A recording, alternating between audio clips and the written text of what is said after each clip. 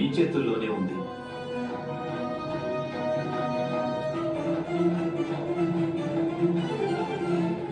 చెప్పు పార్థ,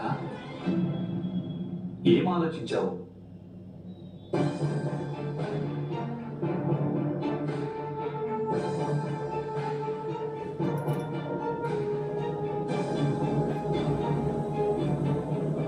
ఎంపిక చేసుకో పార్థ. నా ఎంపిక స్పష్టంగా ఉంది మాధవ. కానీ మీపై పక్షపాత కాళక సోకరాదు. కనుక మీరు ముందుగా ఎంపిక చేసుకునే అవకాశం యువరాజు దుర్యోధనుడికి ఇవ్వండి.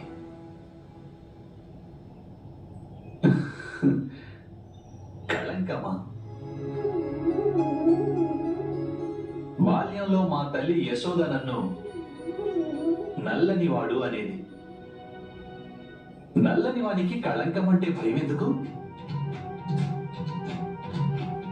నాకు స్పష్టంగా తెలుస్తూనే ఉంది బావ దుర్యోధనుడు ఎవరిని ఎంచుకుంటాడనేది.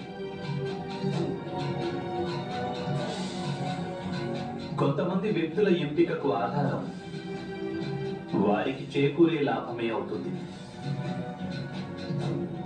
ఇంకొంతమంది వ్యక్తుల ఎంపికకు ఆధారం వారి స్వభావం అవుతుంది.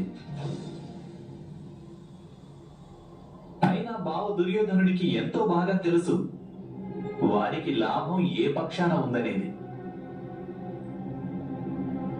తెలుసు కదా బావ దుర్యోధన?